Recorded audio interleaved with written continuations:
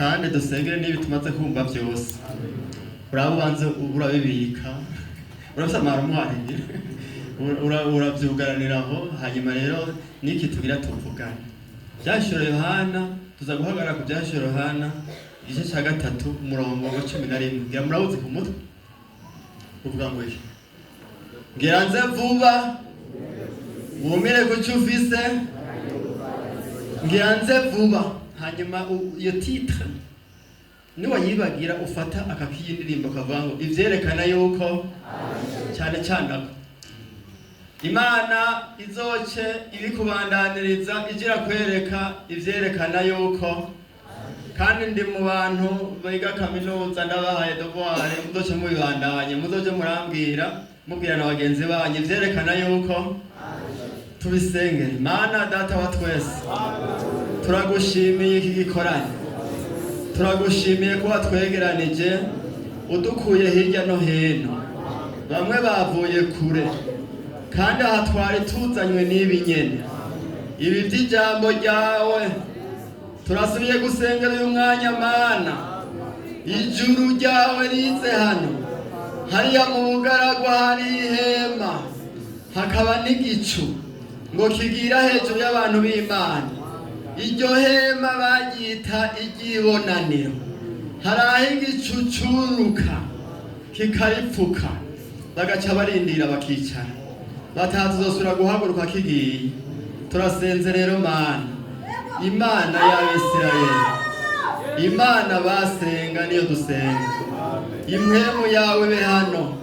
Turi mu masaha abantu bashobora kuba barushe, turasabye impwemu wawe yera ashobora kwigisha umuntu asinziriye. Umuntu asinziriye uramwigisha, none turasabye twigisha.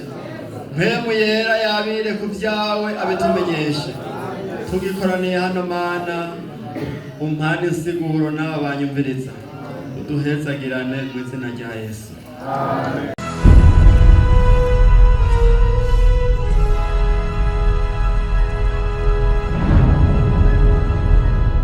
Mubyagire, turamaze kumva ibitari bikeya kandi twamaze gutanga intashyo.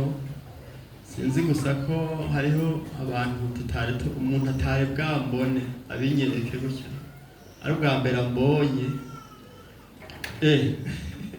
Kumbe Yesu mwese abahezagire. Imana irampezagiye impaye abagenzi bashyashya.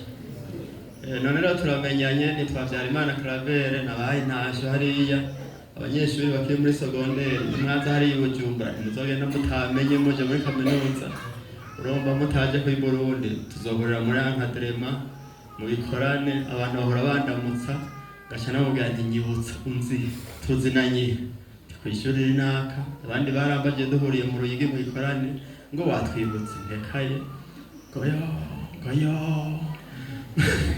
acha ngo Imana imfashe nyibutse ngo nyibuke. Nawe yarahajeje muri Nigeria, na birancana Nigeria niyo Burundi, ariko nimwamenya mwese ndabamenye muze mundamutse siko. Dusome rero ku majambo y'Imana tumaze kumva, twongere ko ayandi ivyahishuriwe Yohana igice cya 3.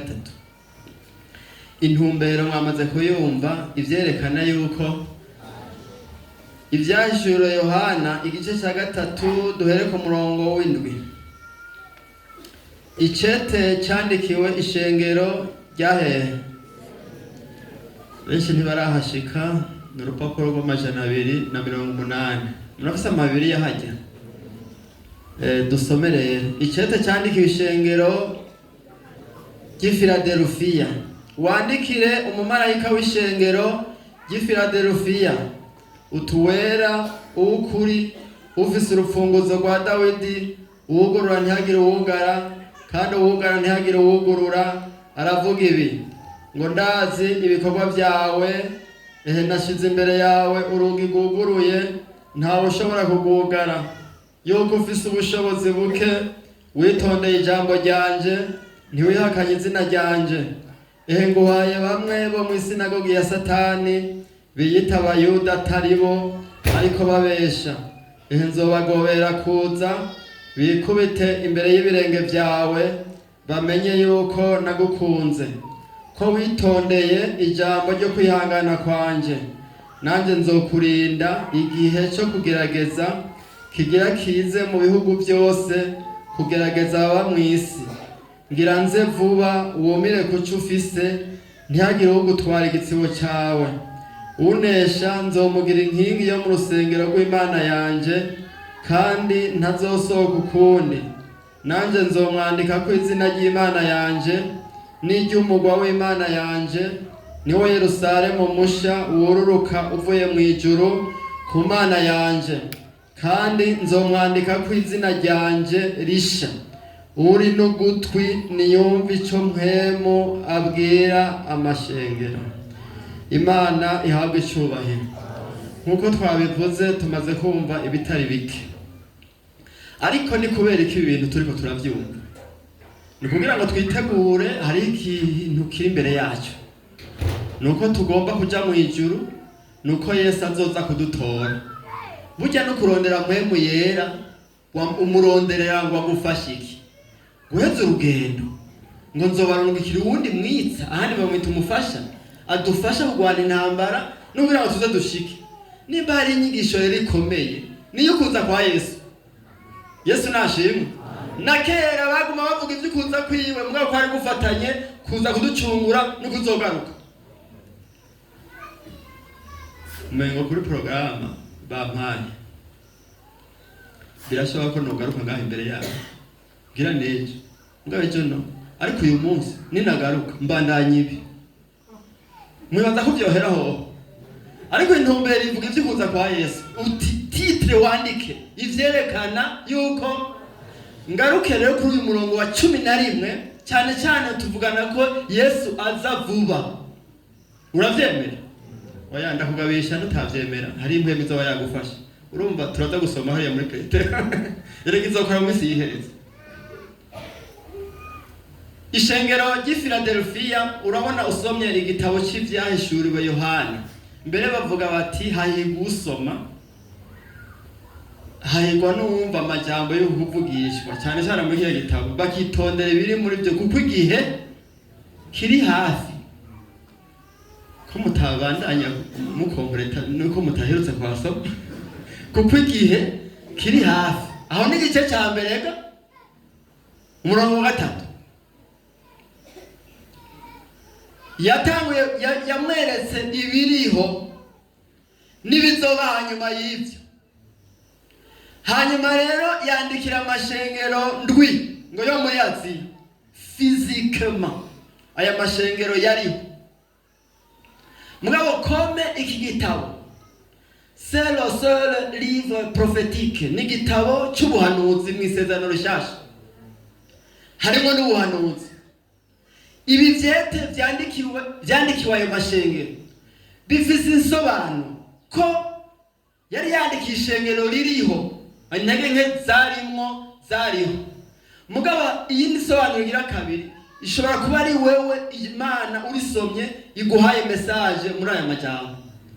Ariko kandi harimwo n'ubuhanuzi bw'ibihe by'ishengero kugeza Yesu agarutse. Igihe rero cya nyuma kirimo aya mashengero abiri, Philadelphia na Laodikia. Philadelphia ntacyo Yesu yarigaye, mwabibonye na?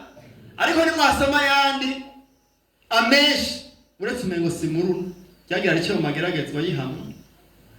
Yabon mfise icyo mugayako, ariko iri nivyo byari bizi ko ari intege nke gukena. Urumva yavuze ngo gukena rega n'ingorane navyo nke. Urumva ngaha ngo Yesu yarahejeje kwidondora uwo ari we. Umurongo w'8 ngo ndazi ibikorwa byawe, nashize imbere yawe urugi rwuguruye, ntawe ushobora kugugara, yuko ufise ubushobozi buke, witondeye ijambo ryanje, ntiwihakanye izina ryanje. Ubushobozi buke ni ubushobozi materiel, ariko ko matacho yarigaya yamubwiye ati nshize urugi rwuguruye imbere yawe rw'ubutumwa. Yesu nashimwe. Burya n'abafise ubushobozi buke bakagira mpwemu yera, ni ubushobozi materiel, bazovuga ubutumwa. yariko aravuga kahise karyoshe k'ishengero iyaca abandanya nuko ngera mu mwanya wamuheranye akavuga niri ry'iwacu burya ingene ryatanguye ahajya intege nke zizana kukuvanga n'ivya Kaisari iyo abantu bateye imbere baca baba boss baca baganira n'abakuru baca bagomba ubutegetsi ugomba gutwara kurongora ishenge ugomba umutegetsi no mu isi niko n'abapapa byagenze bagwana n'abamperere umupapa ati je nije nguhezagira nije ngushiraho tiwanse ndakwexcommuni kandi abantu ndabagukurako ubundi ati none utwari wowe usengera mu gihugu ntwara erega baragwana mu majambo rero ishengero iyo ryagize inkomezi mu bintu hari aho rica ritavangura iyo bibandanye ingene ryakuze bose hari yari ifise bike abantu bagifise bike barakizwa ariko sindavuze ngo buri bintu urabironka ariko urujura rabe byanditseko je nashiye mishori bakwere je batsa n'ibyo bintu byanditseko ibi bishusho n'ibyane urabama image ariko ubundi twe tuvuye mu ishusho y'Imana Yesu nashimwe ariko sivyo nagomba kwigisha nariko mvugira ishengero ko ryari rifise ubushobozi buke mugabo rikagira mpwemu yera hanyuma Yesu acyabasezerana ati nshize imbere yawe urugi guguruye ntawe ushobora kugugara uzovuga ubutumwa imiryango irugurutse burya Imana niyo yavugira ati wowe uzobwira ubutumwa abantu uzobabwira ko ntuzogire ubwoba niko yabwiye Paulo hari aho uca wibanzira ngo bazompamagara kuri pale batoguhamagara mbega Paulo yabwiye ubutumwa bami gute ari imbohe muramasosoma wa mwami Agiripa na Festus ingene bamuhamagaye ngo azababwire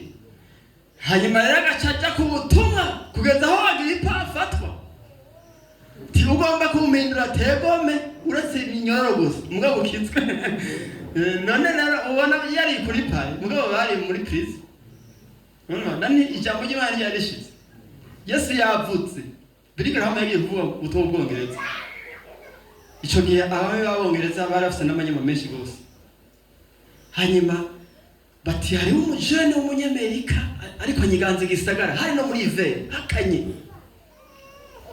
hanyuma yumva umengo ni bisanzwe mugabo ni igisagara kiranyiganze abantu bose mugiye kuri stade mugiye kugira kumva ubutumwa baranyiganga ari benshi habaye ikinone kumwe wabo ndi yagomba kubona Yesu ngo yumve ibiti amukore bitangaza ara hanyuma cyane yari yase kumwakira acaravuga ati muhamagara uwo muhungu aze duhurire hajya muri koridoro iminota nk'itanu acabaza ati je no abo bantu kubaje ari benshi wawe ubabwiriye aramubwira iby'Imana ingene abantu banyotewe iby'Imana bahavuye bamana 30 minutes natamujije mu biro kabera mwakiriye Imana yavutse Yesu nashimwe yuguruye umuryango Philadelphia ati ushitswe imbere urugi guguruye kandi ikiramuha n'amasezerano abiyitaba Yuda ataribo ingene izobagobera kuza ati mbere uyu murongo w'10 naraho umwanya ndawusigura hanyuma kuko urimo ibintu byinshi nawe ko witondeye ijambo ryo kwihangana kwanje nanjye nzokurinda igihe cyo kugerageza kigira kize mu bihugu byose kugerageza baba mu isi maze gusigura ingena ari wo murongo tubwira ko ishengero rizoduga imbere y'igice bita tribulation kandi muramenye muracyari abajene aho muzohura n'inyigisho nyinshi mugabo nizihari ubu hari amatandansi abiri kuvyerekeye ivyo mvuze bamwe baravuga bati tribulation igihe antikristo azabatwara ku isi kigumye ku isi bati ishengero rizaba rihari mwe mugomba gukwepa amageragezwa timurabesha ntitwahawe kumwizera gusa tino kubabaza kubwiwe azoza muce bahurira mu kirere muce mumanukana ivyo kuja kwezwa hariya namwe byugera ibikorwa umengo ntibavyumva ntibavyemera mugabo twebwe twizera nuko Yesu azobanza akaza agatwara ishengero Yesu nashimwe iki gihe cyo kugerageza kigira kize mu bihugu byose kandi kiza cyatanguye burya turakwiye kuraba neza amaso yacu agahumuka Yesu nashimwe ayimwemu nayo mubiri bikaje ibintu bigeze kure. Yesu nashimwe. Yesu azobanza atwara umugeni muri ya myaka azoba ariko aritegura imbere yuko azanana n'abera biwe bose, niko birivuga ku musozi Elayono. None kumuhora muvyemera mwari mushimije imirongo iyi twaruye uwa 10 ndabona, ariko mbe ndahagarara kuri 11 ngira nze ndababaza none muravyemera ko ari vuba? Nta kiyumviro barakaza ati none iyi vuba yavuzwe ryari ndabona hari ryari bavuze vuba? Hari ubundi yavuze ngo mbega ngo Imana ikubwiye vuba kabuti vuba ndaje guhezagira. Yari yavuze ati je no cyenda yibaza ni vuba hawe canke hatwebwe.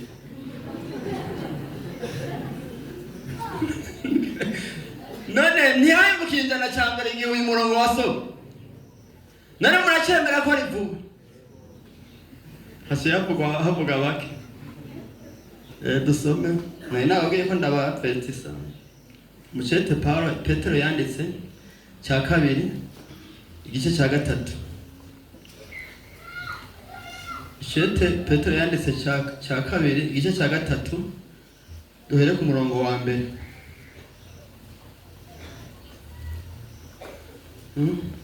Mbuza ngo duhere ku murongo wa kangahe? Mucete cya kabiri. Okay. Ibyo kugaruka kwande abo nkunda, none iki nico cete cya kabiri mbandikiye. Muri ivyo vyombi ndakangura imitima yanyu ikeye mbiyutse, kugira ngo mwibuke amajambo yavuzwe kera n'abavugishwa n'Imana bera.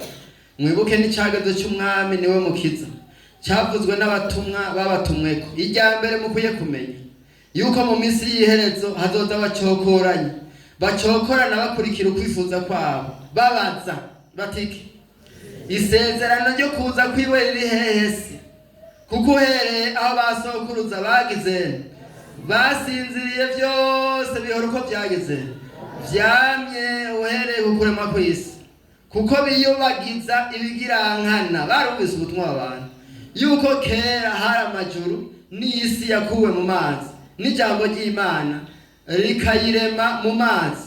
Ivyo vyatumye isi ya kera amazi ayirengera iratikira, ariko amajuru y'ubu bo n'isi iryo jambo ryabibikiye kuzosha, kugira ngo birindirwe gushitsa ku munsi w'amateka wo gutikira ko batubaha Imana. Ariko abo nkunda, iri rimwe mweho ntimugiyobagize yuko ku mwami Imana umunsi umwe umeze nk'iki, nk'imyaka igihumbi, n'imyaka igihumbi imeze nk'iki, nk'umunsi umwe. Umwami Imana ntitebe gisezerano ryayo uko bamwe biyumvira. Imana irazi ivyiyumviro vyayo kwiritevya, ariko yihanganira mwebwe. Ntigomba kwagira abahona, ariko igomba ko bose bihana. Ariko umunsi w'umwami wacu uzoza nk'igisuma, aho amajuru azovaho hakaba no kwasana guhambaye, ivy'itanguro byose bigashongeshwa n'ikibengebenge gikaze. Isi n'ibitongorwa biri muri yo, isi n'ibikorwa biri muri yo bigatongorwa. Reka dusome n'ahandi tugire ko Luka 12:4-5. Luka 12:4-5. Uje urazingurura Bibiliya wose ngo utaruherutse. 12:4-5. Luka 12:4-5 havuga ngo, ariko uwo mushumba niyibwira mu mutima wiwe ati databuja aracyagize yavyigishije cyangwa yavyibwiye gusa? Yagiye kuri microphone. Ariko uwo mushumba, mbega uyu mushumba ni umukozi w'Imana. Ariko uwo mushumba niyibwira umutima wiwe ati databuja aracyatevye kuza, maze agatangura gukubita abashumba n'incoreke no kurya no kunywa no kuborerwa, shebuja wa mushumba azoza ku munsi atamwiteze, no mu gihe atazi azomucamo kubiri, amusangiza umugabane wiwe n'abatizera. Imana nibiturinde. Yesu murabi mu byahishe Yohana umurongo duhagaze ko bavuze ngo iki? Rero ijambo ry'Imana riratugabishije, kandi by'ukuri je nabonye mu bishasha neje aya majambo ndasomye kenshi. mugabo nabonye yuko mu minsi yihereza umuntu atiyubaye hari impwemu izoza kandi ngiriza yaraje ikigende inyigetera mu bantu ikabigisha aka kantu ka vuba bakagakekeranya bati kubera ibintu bibuko byamye ibi bimenyetso bavuga by'ugaruka kwa Yesu no kubona ku Yerusalemu niko ariko wovuga intambara ugaca ubona ikimenyetso cy'ugaruka kwa Yesu ntizamyeho cyane cyane abize barize ko muri kahise zamyeho intambara intambara izoshira n'amahoro azora kugeza iby'urupfu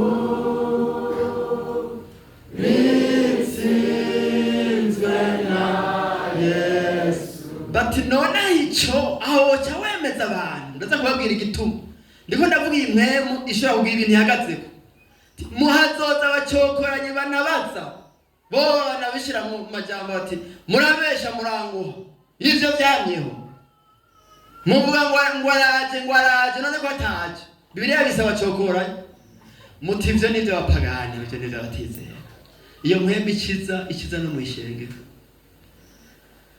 abahoze bigisha kera bati araje ngo araje bahore batangure guhora muraze nuko muri 2000 mutari bwavuke abenshi mu ngaho muri 2000 jewe muri 2000 rega nari muri kaminuza naganuko kwanya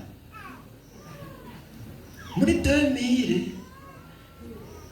abantu bara no ni Buraya bonane ya 2000 yari itandukanye n'izindi bonane baragiye mu ibarabara barakubita ibararira kuko abantu mwisi nka yose bari biteze bari umuhero w'isi abasiguzi bari barasiguye bati umuhero muri 2000 mati kuki bati yoheze imyaka 6,000 hama hari ikintu timuharure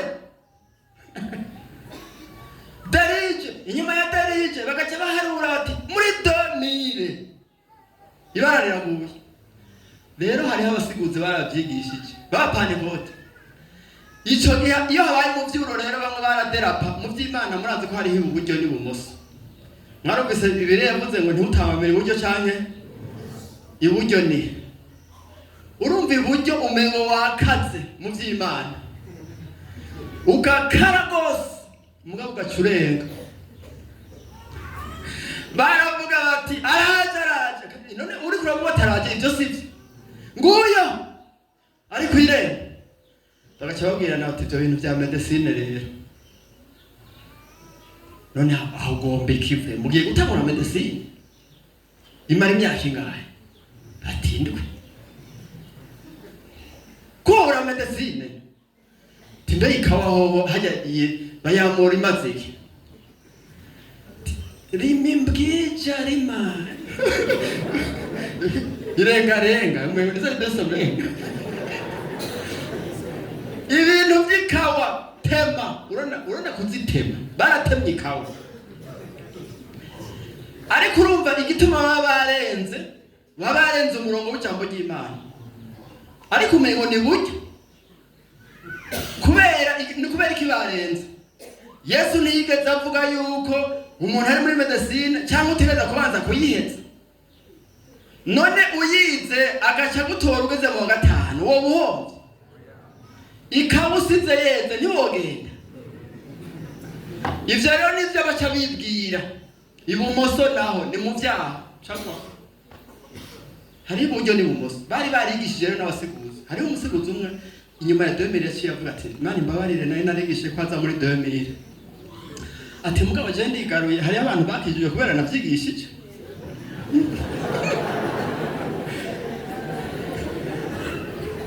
Domire eri komplike kuburyo n'ama machine ordinateur zaje zimaze gukora zari plana kubera bari baharuye imyaka bimwe bya 00 byaca bisubira kuri 0 murumva ko Domire eri goye Okay, abantu basiguye none bati 2000 bacha bavuga iki bacha bahora kubera bagize ibiharuro byavuga mugabo akiyumanganya bati ari kuruki yamwemu igakimwigisha akagera igihe yibwira mugabo atabyigisha n'uwo mushumba niyatangura kwibwira ati afete iyo shetani aje gukosha ntaza avuga ngo ndi shetani ndaje aza yiyita wewe ibintu byose uzokwiyumvira ngo jewe ndagwaye jewe ndafise intege nke je ndagowe je ndapfuye mbere haje ntuzojura kuba byose ngo ni wewe shetani ashobora kwiyita wewe ariko avugira muri wewe niyibwira urumva iyo mpemu ihakana kuza kwa Yesu ishobora kwinjira mu bakristo ikavuga iti aho rero ndukukavya ngo mugera mushike ntimuragenda buke ntimuragera kugenda abari bakavye barapfuye bayatangura kwibwira rero ati ntaragera kuza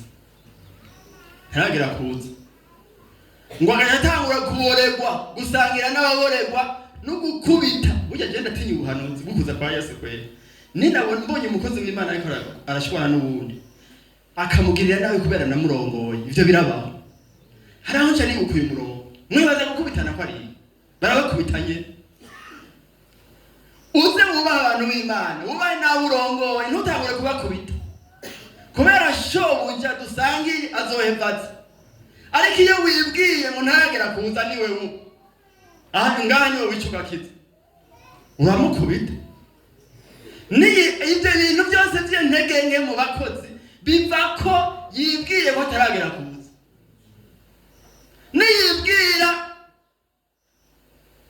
haje Bujumbura hari ahantu hahona ahantu banywera ikawa hari abantu bahaguye bavuga ubutumwa ako akawa rero umengo bahita rukayo kandi bariko barabifata ntacyo muga ibintu byabaye rukayo ndavyibukije naho gusangira ngo n'ababoregwa rero abantu bashaka kwicara bakaja kunywa ikawa bakaja kunywa fangasi Imana yarakoze umengo barayiciriye urubanza fangasi mahari asigaye ububari bwa fangasi rero bica bimera nko mu kabare ngo abayibwiye ngo ntaragera kuza retangura ngo gusangira n'ababore ngo nje guha ikawasha nje guha ikawa gacha baje guteramira hariya rero n'amajambo yavugirwaho danje baraguye awana uyu murongo rero ndawusomye ndabagabishe imwemu ikuramo abantu byo kuza kwa Yesu mu minsi y'iherezo itegereza gukora ndababwira ikintu iyo haje mu vyuma ibi bariko batubwira byampwemu yera inyigisho zibiri zirakara ni inyigisho yo kwihana abantu bagahunga umuriro wa Gehinomu ni inyigisho yo kuza kwa Yesu izo zidakaze abantu ntibihana ntibarondera Imana bose baba bari konvenki ko ari kurugi bagaca bakovya mu vy'Imana mubonye bitigishwa nuko hari iyindi nyigisho Shetani bari kwarazana ko ibi atari vuba ariko umurongo wavuze ngo ndaza vuba hari abashaka gusubiramo vuba nibashanda bigire nawe Yesu nashe vuba uti vuba ndaza vuba Yesu niwe yabivuze kavuze ko ari vuba ni vuba nyene hanyuma rero nimba mwavyemeye ko ari vuba cyane nimba utavyemeye ko waje kwiga ndagerageza ndagukomveye nke dufashanye na mpwemu yera Yesu nashimwe titre yabangu vyerekana yuko nuko biraba dusome Matayo 24 umwe nasomere Matayo 24 umurongo wa 25 uwundi acasoma Matayo 24 umurongo wa 33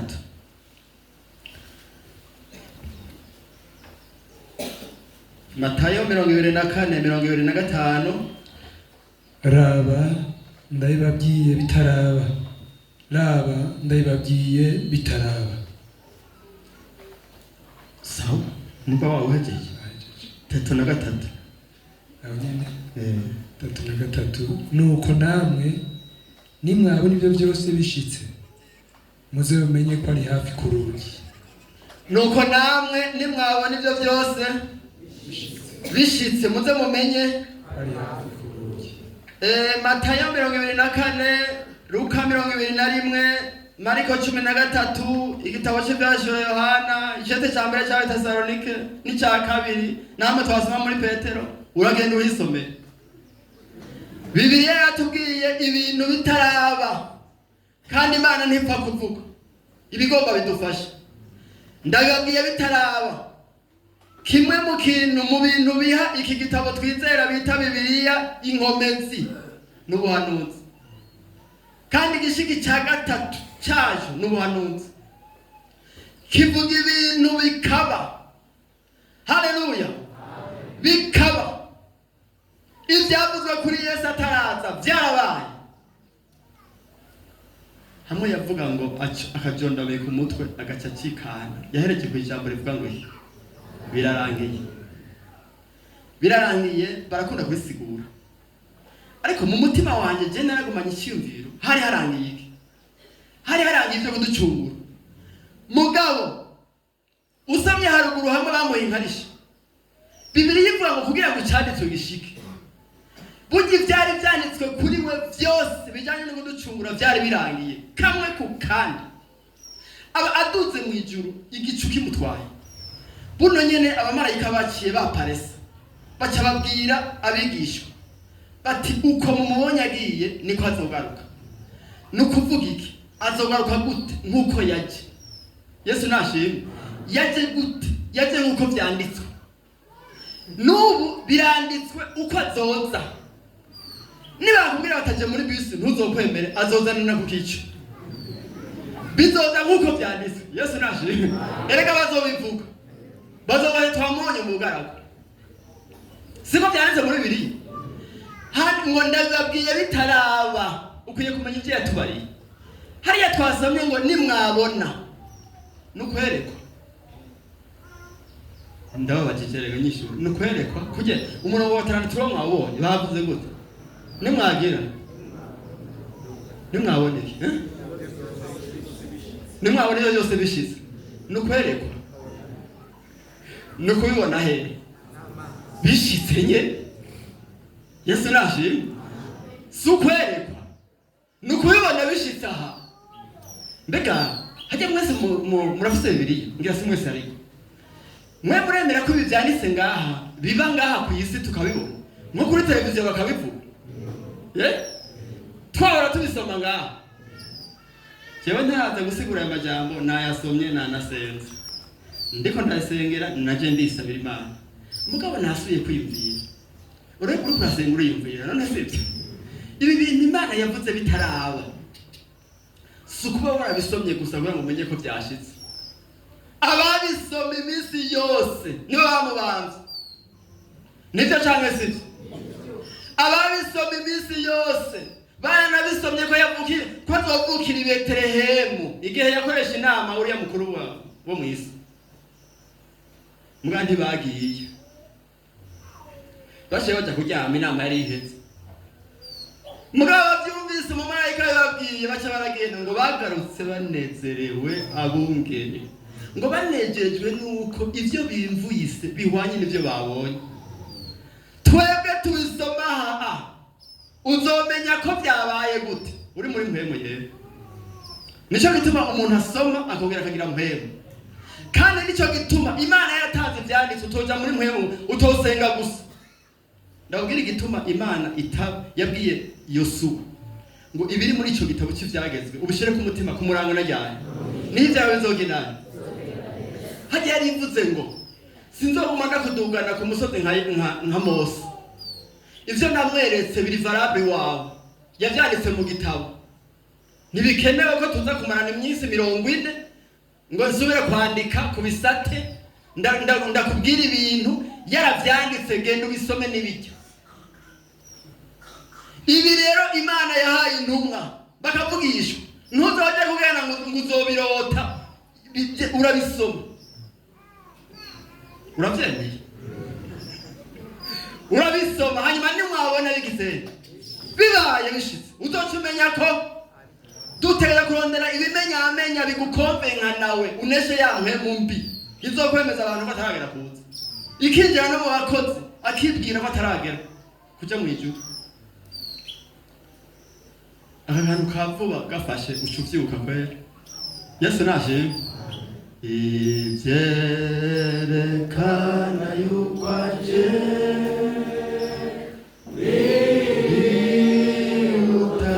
utakuboneka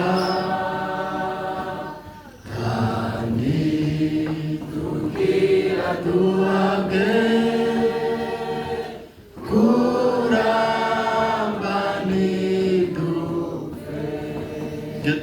abantu babonye muri ako kantu batakaririmbye ntimugenda mutagafashe. Ako hiyo ndirimbo hajya abaririmbyi bafise ikintu bisangije mu byo kwigisha. Imana yamuhaye akamelodi ikamuha niyo message, abantu irabinjira ku nguvu. Uko isubiramo indirimbo usanga wayifashe nawe utavyumva.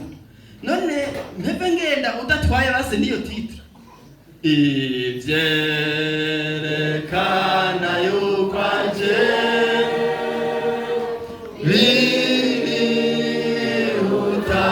utakuboneka kandi tugira duhage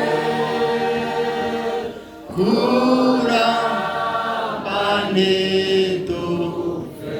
Yesu abahezagire.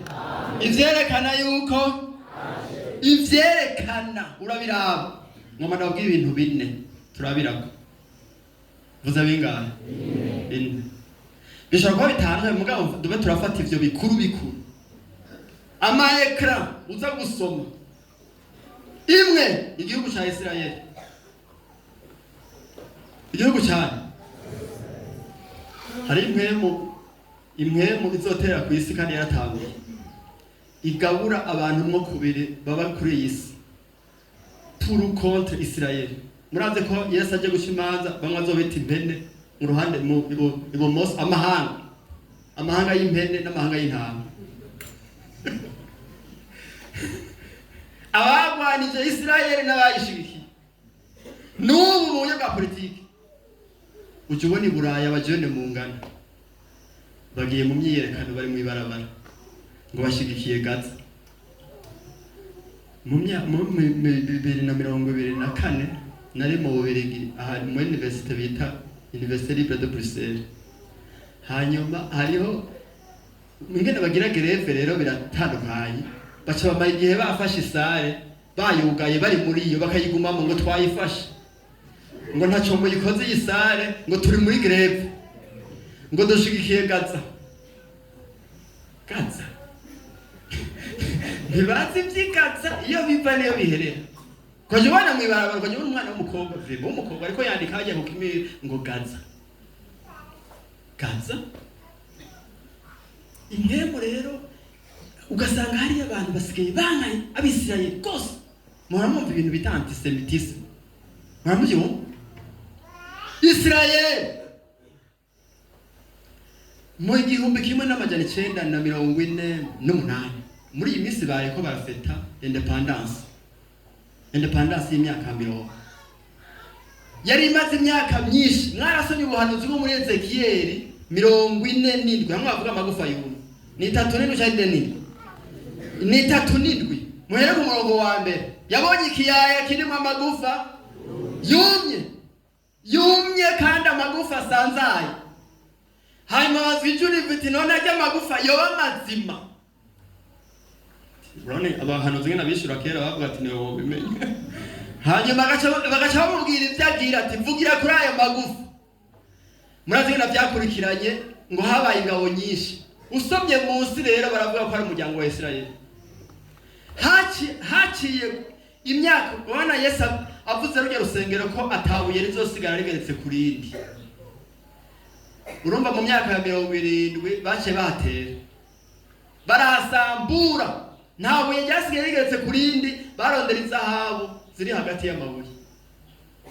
Irasambuka kuva mu kijana cya mbere urumva gushika ku kijana cya 20 kugira ngo abisirayeli basubire gutororokana bacika ihanga. Byabaye igitangaza cy'Imana izura bapfuye, amagufa yarayegeranije, bashitse ihanga. Mugabo nta mpwemu iraza, urabona yaciye avuga ngo vugira ku muyaga, hacahaza impwemu ni kuvuga iki? Urabona Imana ire mu muntu yaramuremye imushyiraho ikimuhumekeramo impwemu yayo, aca bufise ubugingo. Muko impwemu izo bazamwo bazohindukirira Imana. Ubu baje ari abantu buntu bisi. Muzobaze igisagara cy'i Tel Aviv. Tel Aviv murabona kapitani ni Jerusalem, ayo Tel Aviv niyo yemewe n'amahanga. Tel Aviv akorwa ibyaha byinshi n'abapagani. Je ndakunda Abisirayeli. Mwe Abisirayeli ntibakijijwe, bakeye ibita mesiyanike. Hariho n'abandi bita bafite idini ryabo rero batemera Yesu Kristo, idini rya Kiyuda. Abandi n'abanyapolitike mbere ugasanga ndemo n'abate. Ihanga rya Isirayeli rero ryarazutse, ririho n'ikimenyetso. None mwe muvuga ngo nk'ibintu byabaye nyuma y'intambara y'isi yose ngo ni kera. Reka umuntu yavuze icyo gihariho, noneho ni kera. Basi nsubire ndabakombe ko kajya kantu kavuba nyine. Urabona twasomye ahantu havuga ngo mu maso y'Imana imyaka 1000 ni nk'umunsi umwe. Siko none mwene mwarize ibiharuro bikeye, murashobora guca umurongo byayo n'ibitaxi. Muramaze kumva igiharuro bita efi kitagira igitigi. Okay, none kuri efi ubona woshira 2000 ubona n'akantu kanini. Wakara president woronka point ya 2000 ugereranije na efi ni miliyaridi. None 2000 umva ari byinshi. Yumvira aho rero sina 1940 ni vuba nejo buntu. Ariko cyerekana ko turi mu minsi y'iherezo. Intambara y'isi yose naho intambara zamyeho yabaye resama honyene 1948 45 umva atari vuba. Intambara ahandi haba intambara ntono mwazi y'isi yose. Ubu isi yaregeranye ku buryo igenda ihera gose bigaragara. Isirayeli rero yarazutse, amagufa yaregeranye. Uko babatera ahubwo bahunga baje iwabo. Muriko muravyo Isirayeli iriho. Isirayeli ni ikintu Imana yashitseho ibwira Aburahamu ati ndaguhaye iryo tongo. Burya hajya ahantu hajya iyo bacumuyira birukana igovyira bagarukana. Hajya inyonga z'Imana niho ziri. Yarabagarukanye amahanga vyemera canke yanka baragarutse. Ubuhanuzi bwa Ezekiel rero bw'amagufa yumye bwarashitse. Hasigaye gusa kwibahindukirira bakihana, kandi biranditse mu Baroma. Handitse ngo abanyamahanga ntibakwiye kwibona kubera baje ari nk'ingurukizi. Bakwiye kumenya yuko ngo igitigiri cy'abanyamahanga nicyakwira, Imana izokihindukirira Abisirayeli. Igihugu cya Isirayeli ni ikimenyetso, ni ibintu byumvikana kuko Imana yarahakandagije ibirenge hajya ahantu muri Yesu Kristo. Burya Yesu Kristo ntiyagendageza n'amaguru mu Burundi, oya ahaza muri mpembe. Mugabo ari mu mubiri yarakigendagenzemo kiya gihugu. Imana yaragiteguye ngo kiza cyakira umwana w'Imana adashikiraho babana. Ahantu bazi Imana nyamana. Nico gituma shetani abantu. Nico gituma ashobora kuvugisha umunyapolitiki ati nigisebe dukwiye kugifuta mu isi. Nico ntigomba kuhabona. Usomye ivyaje Yohana 12 uriya mugore yari yambaye izuba akagira igitsibo kiri inyenyeri 12. Burya ni ihanga rya Isirayeli. Yesu avugana n'umusamariyakazi yavuze ati agakiza gaturuka mu Bayuda niyo kava. Haleluya. Isirayeli ni kimenyetso cy'Imana. Idarapo barayiduza bakashira hejuru bakamenya ati igihe ni kimenyetso cy'igihugu kanaka. Ni kuvuga ngo umuntu agomba ko habona akitara akarashira habona. Mu buryo bwa politiki, mu buryo bw'ibihugu, ikintu Imana yashyizeho kishingira intahe ni igihugu cyitwa Isirayeli.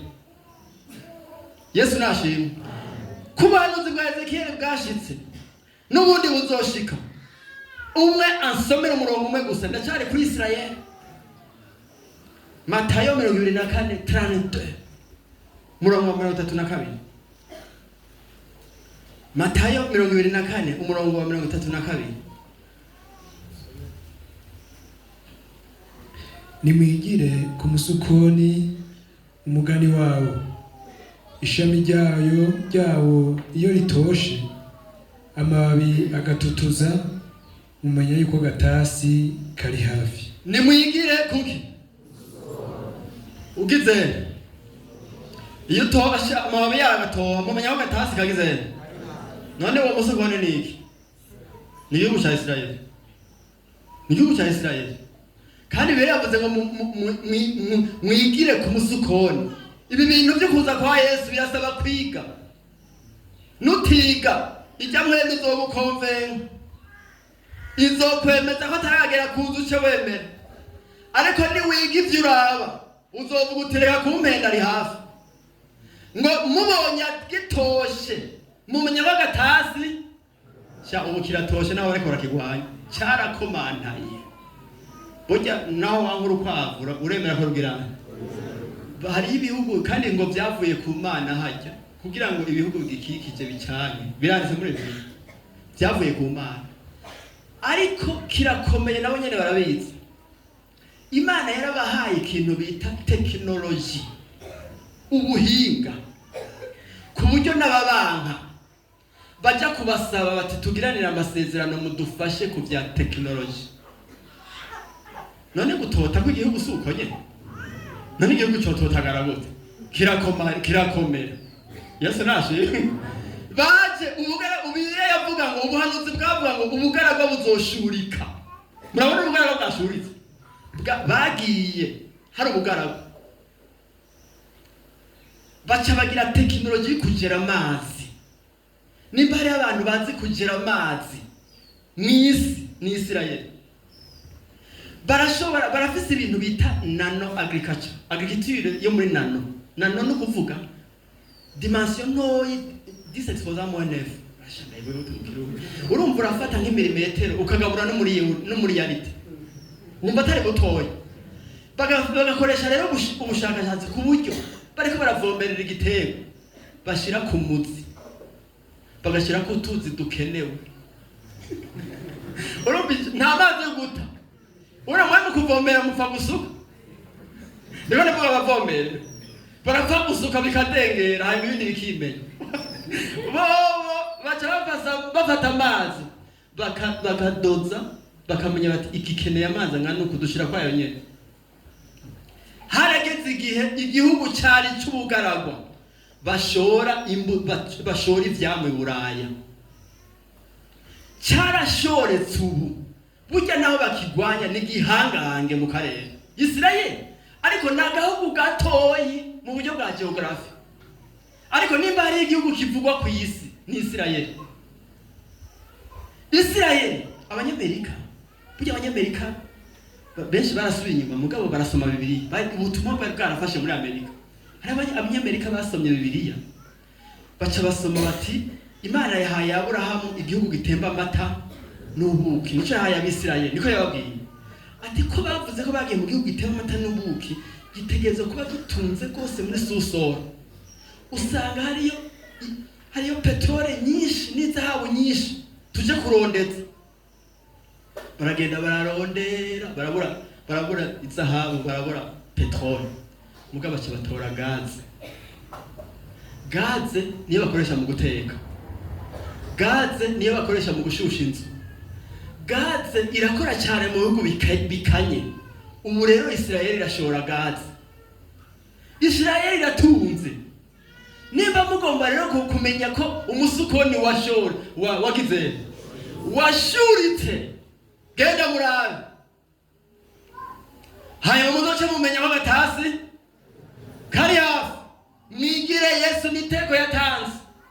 None ni kubera iki Yesu yatanze litegeko wari umaze kubisoma utari bwabaze uwo musukoni wari?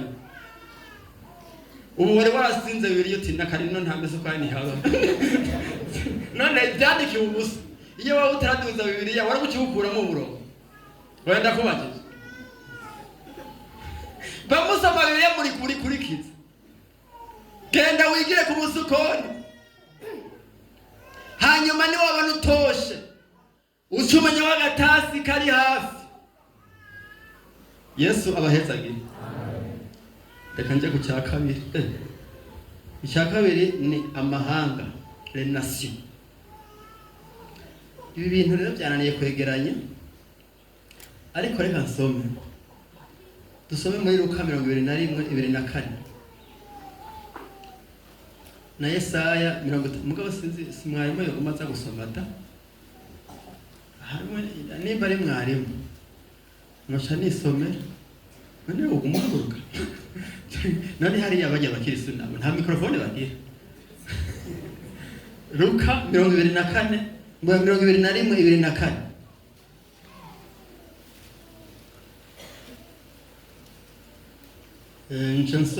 Nchansoma Yoweri 3:2. Turasoma mu izina rya Yesu Kristo, ubutumwa bwiza bwa Yesu Kristo ko bwanditswe na Luka igice cya 24 duhereye ku cya 21 duhereye ku 24. Usoma umurongo gusa. Havuga ngo bazokwicwa n'ubugi bw'inkota, bazojanwa mu mahanga yose ari nyagano, kandi Yerusalemu hazosiribangwa n'abanyamahanga kugeza aho ibihe by'abanyamahanga bizoshirira. Kugeza hiki? Kugeza aho ibihe by'abanyamahanga bizogirana. Yesaya 66 umurongo wa 18.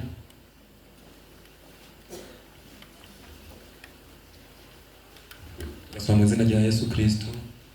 Yesaya 66 ku murongo wa 18 havuga ngo kuko nzi ibikorwa byabo n'ivyiyumviro byabo, igihe kigiye kuza nzokoranya amahanga yose n'abindimi zose bazoza babona ubwiza bwanje. Nzogirana igihe kigiye kuza nzokoranya amahanga yose n'abindimi zose. Murabini urumva ku by'amahanga twosoma imirongo myinshi, mugabo ukurikiranye ibibera mu mahanga. Iyo bibiri bivuze amahanga ibitandukanije Isirayeli n'ayandi mahanga asigaye, les nations. Murazi ko twitwa abanyamahanga. Amahanga mbe yavuze ryari? Inyuma ya Babeli. Urumva Imana yabati mugende mwuzure isi batekaye. Reka ahubwo tugira twegerane turabe ngena twoshikira Imana tuduze gutya. Imana ishiramanuka ikiyoberanye indimi hashaba indimi nyinshi. Muze musome nk'uko amahanga rero angana, ihanga ryose twara ururimi rwayo. Ariko igitangaza cyo kiraba muri iyi minsi rero, izo shisubira amahanga yegeranye. Ibi bintu byo kwegerana ku isi birimo ukuboko kw'Imana. Imana yarabirekeye igihe cyabyo ngo nzokoranya. Nimwasoma muri Yoweri ntitunda kwasoma ho handitse ko nyene ko Imana izokwegeranya amahanga. Igihe kigiye kuza nzokoranya amahanga yose n'abindimi zose bumvikane.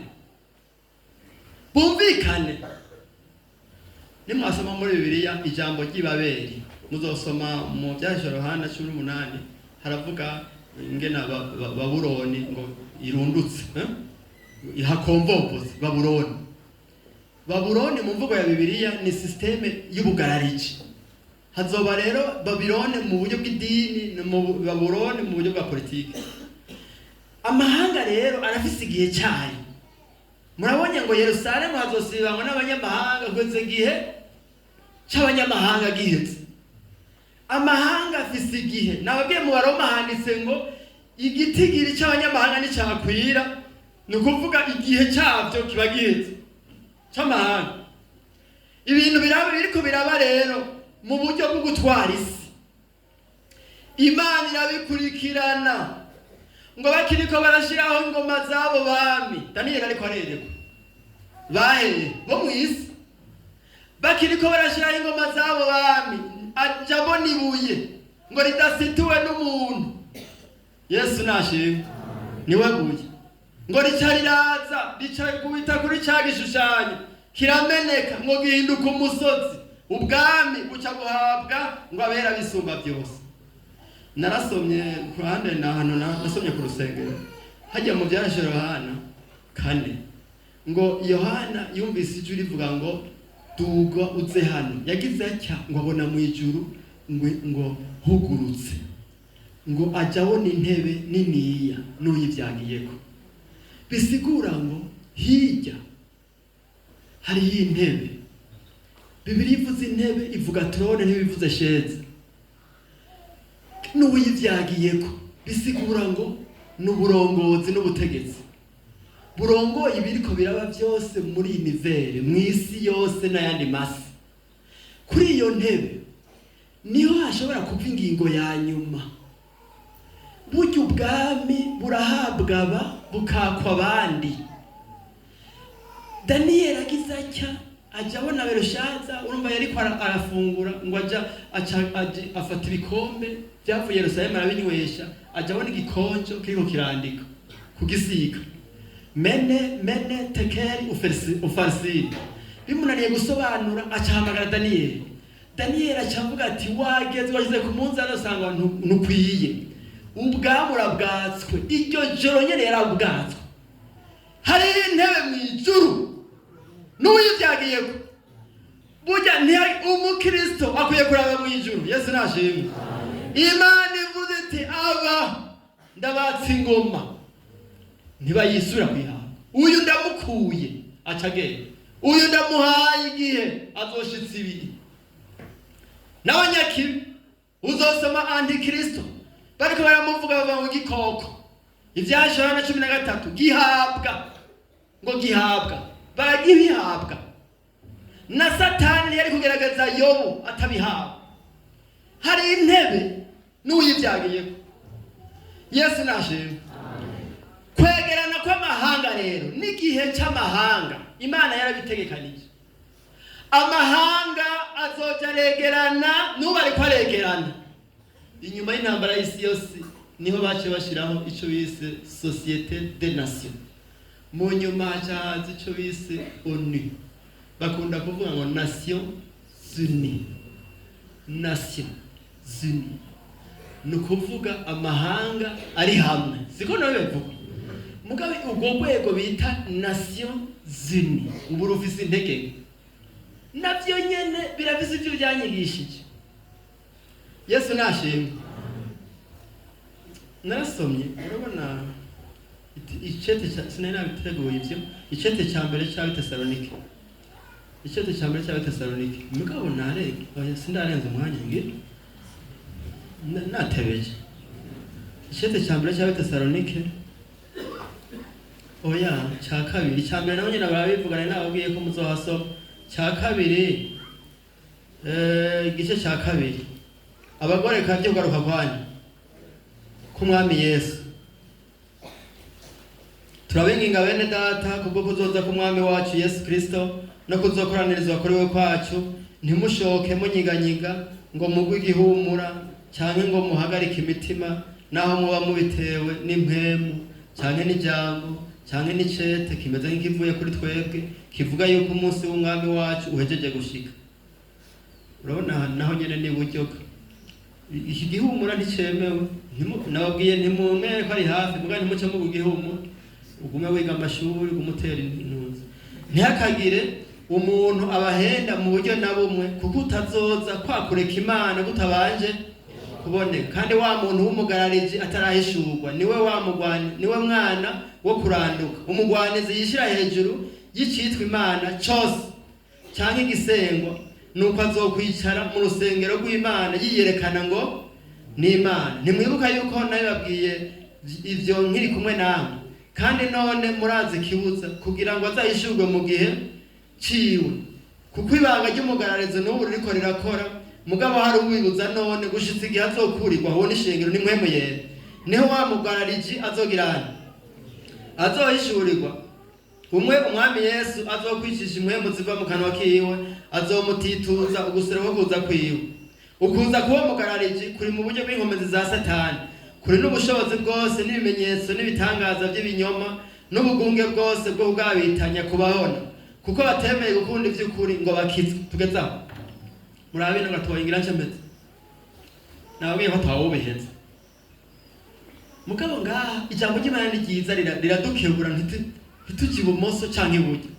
Urumva ngaha Itesalonike yaragiye arababwira ibya Yesu n'iby'ukuza kwa Yesu, mbere bamwe baca bareka gukora bya nababwira ngo bakindeganegera bakaja kurya aho bihiye bati Yesu azozejo.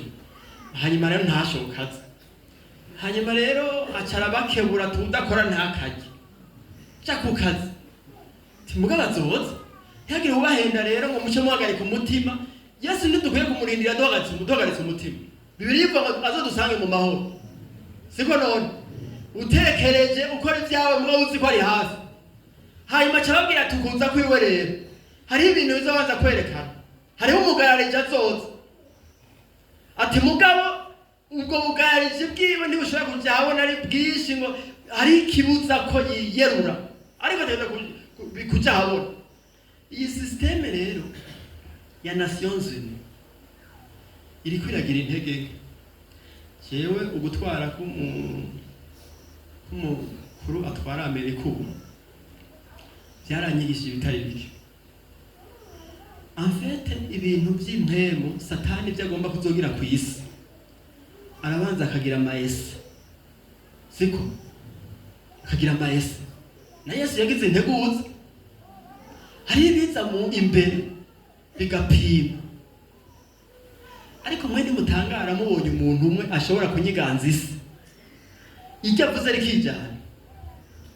Niba batababeshye ukaje ubona aka video abakuru b'ibihugu nk'abangahe batonze ku biro bicaye kubarindiriye umwe kwavaye ubundi asubireyo. Abakuru b'ibihugu barindiriye ko baronka ijambo ku muntu umwe. Ahandi agaragara ngaha abakuru b'ibihugu baraho mwose abaja baratonda kuza kumuramutsa. Mwarasomye muri Daniyeli ibintu by'amahembe, agahembe kamwe gaca karakura. Ajya amahembe n'ubutegetsi.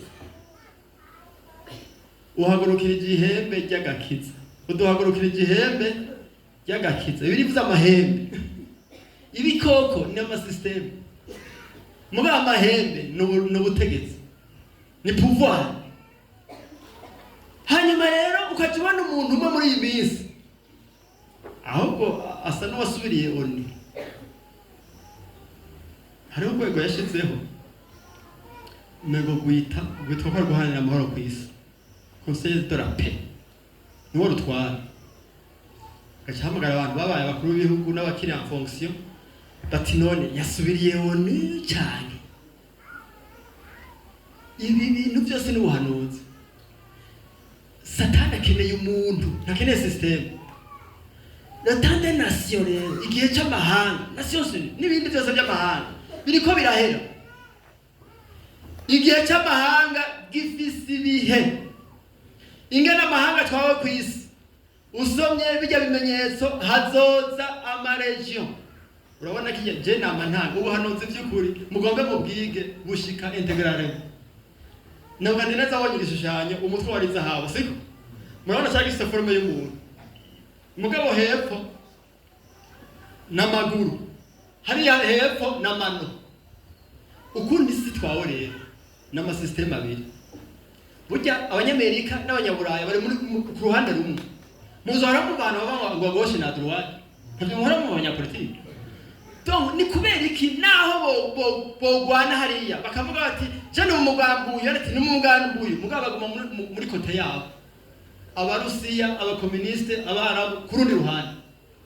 Kuki n'ubuhanuzi ni parti zibiri, ariko nabo nyene ni baba bari umwe. Hepfo haramano n'amano sicu, ugasanga uruhande rumwe nabo nyene rurigabuye urundi rurigabuye. Niko byanditse muri Bibiliya. Haguma ayo masysteme abiri. Amahanga rero uzojura yara mbega hajye mwe amakuru murayumviriza n'ibicumuro. Hari pastor yigeze kwigisha bavuga butumwa ngo ibintu bakwiye kugendana. Oye bakwiye kuba bafise radio ngo hagira n'urushinge bashekene neza. Urumva urushinge rujana n'urunyutse sinzi n'ikindi yavuze kugira ngo n'ikirore n'igisokozo no guhigumana navyo nyine uje imbere y'abantu kameme wasokoje wiravye hanyuma rero urushinge impuzu yatabutse ni radiyo ntuzoce uvuga amatangazo atari imbere y'ishengero habaye nk'ibintu mu gihugu utazi ko wahita hariho umupastori umwe yaguma hotse hanyuma rero n'ubu vrema arahotse rwose ababibujumbura ndababwiye bacamumenye hanyuma abwira ubundi mudiyakoni umwe ngo mbesha ngo ukunda kumenya amakuru yaho ngo aho mw'isi bavuga iki urumva ntiyarazi aho mw'isi rero aho n'amakuru zero sha naho toyamenya yose hariho amakuru ukwiye kumenya Yesu nashimwe none ntiyavuze ngo ntimwabona bibaye bizaba mu gihugu amakuru uyarukurikiranye ufise mpwemu yera niwe uzomenya uti n'igihe kibi genda babwire ukuri Imana ibintu bya politiki irabijamo kandi ibihe birakurikirana n'ibya politiki ndabahugurorera kugira ngo ubutumwa bwiza buze muri Afurika byari bisabwa ko habanza kuza abakoro bajya baza kudukoloniza murabyumva ibyo ari byo urumva abakoro bazana inkoho ikimoko bati toda baca baza ku ngufu baca batangura kubaha umuzungu hanyuma umumisiyoneri w'umukizwa agaca azana Bibiliya rero agaca avuga asanga batekanye none gasha none iyo adasanga uwo muzungu w'umupagani yabatondetse wari kubashobora bayakwica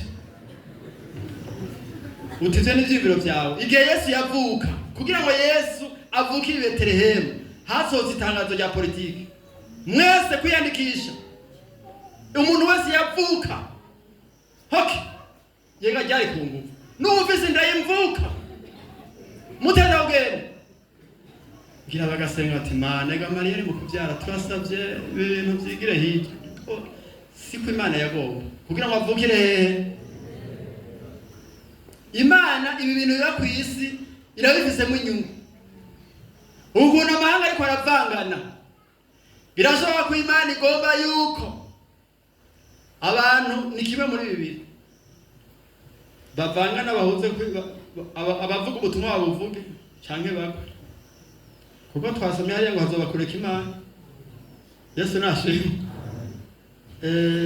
nari nkiri ku cya kabiri gusa icya gatatu ni ibidukikije Luka 21:26 Luka 21:26 bo cyane ko mfise ubundi mwanya ndaza kubandanya hanyuma mugabo reka mbanze mvuga iki vuze ngo bigize rero Ramvironema ngaha nta biga Ramvironema ni cool hariya muri university hariho na master na faculty Luke 21:26 mwe muri ko mugiye bigezweho basha Luke mugabo n'ibimenyetso by'ibi ariko ntimubireke niho muzosha muvyumva ahubwo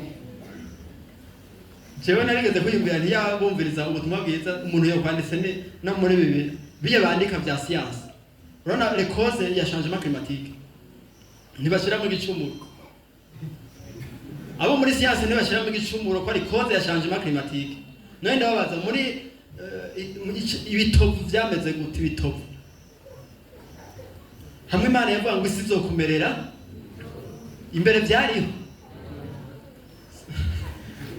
Luke 21:26 avuga ngo kandi abantu bazogwishwa igihumura n'ubwoba no kwitega ibigira bibe mu isi kuko iby'inkomezi byo mu ijuru bizonyiganizwa Yesu aguheza agire mwumvise bavuze ngo iki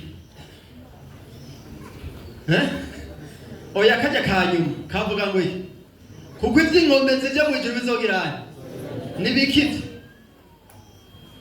none mwene mwize abatari bake gabaye muri kaminuza mwarize geography murazi ku isi hariho n'ayandi masi bayita maki amaplanete aratonze siko hakaba n'ibindi by'amasatelite nk'ukwezi naturere cyangwa artificiel hakaba n'izuba burya hariho n'ayandi mazuba ivy'inkomezi byo mu ijuru biratonze hari ingabo nyinshi hariya usomye muri Zaburi no muri Yobu haravuga ibintu by'inyenyeri n'amazina yazo Bibiliya yatunze hajya Yesu nashimwe Imana izobenyiganyitse hajya inyiganyije isi gusa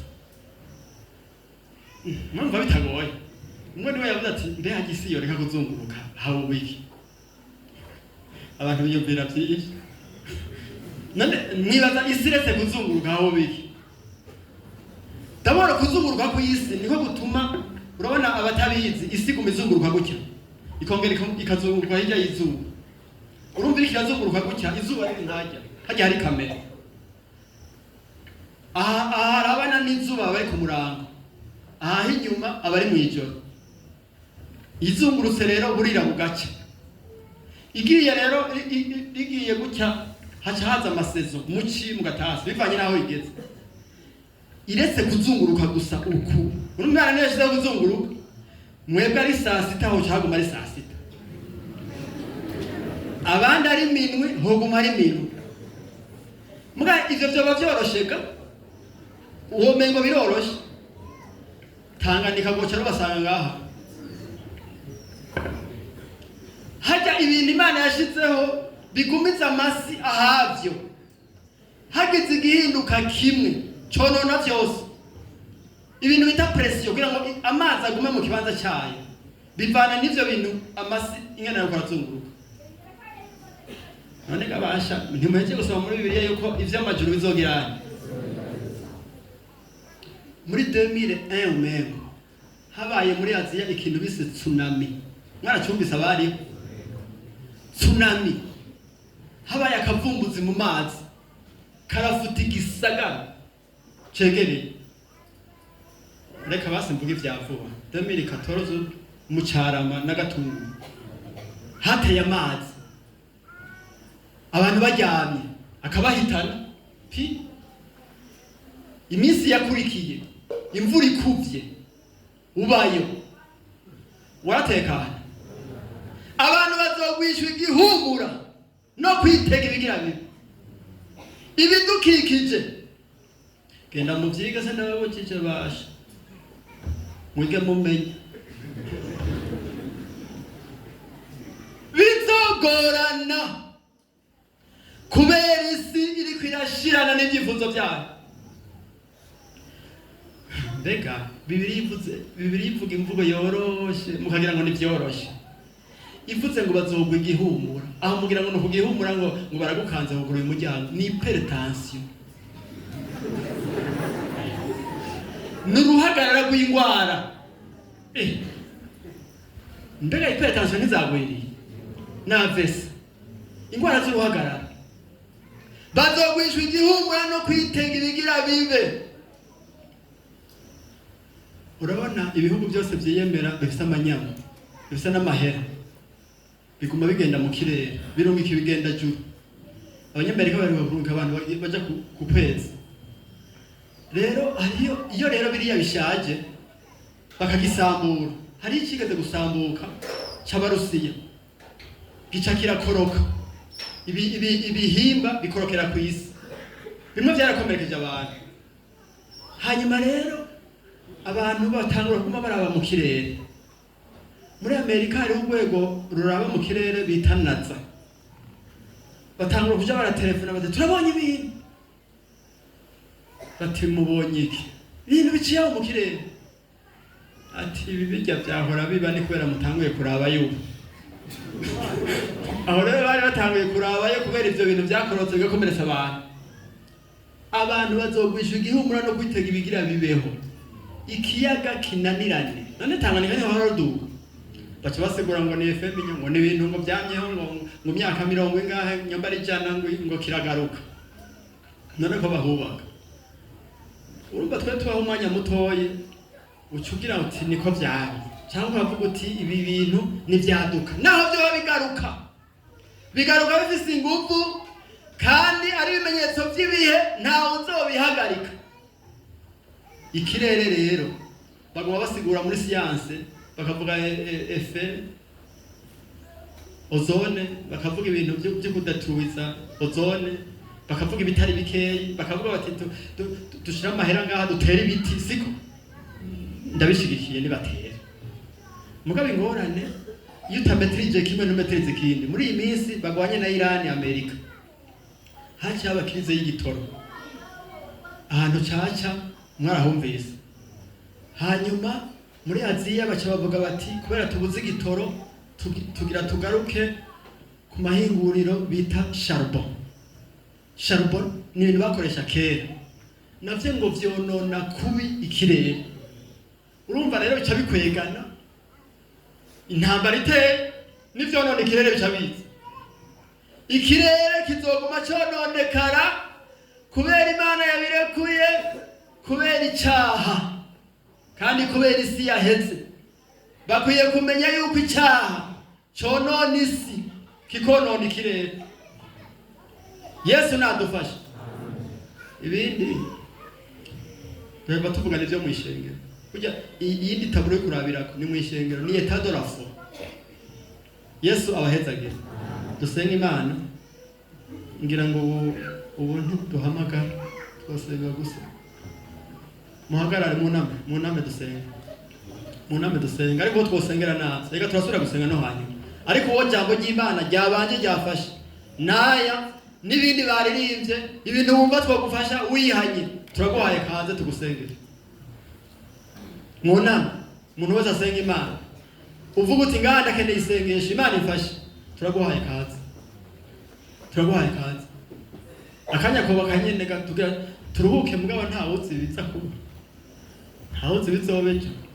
Uvyihane mbere ucumba bibira biguseka. Aha muhemu yaraba ariko arakora. Ni wagenda ukiyumanganya. Rirahora iryo ijwi ryose ryakwagirije ko kuyana. Kaze kwa Yesu.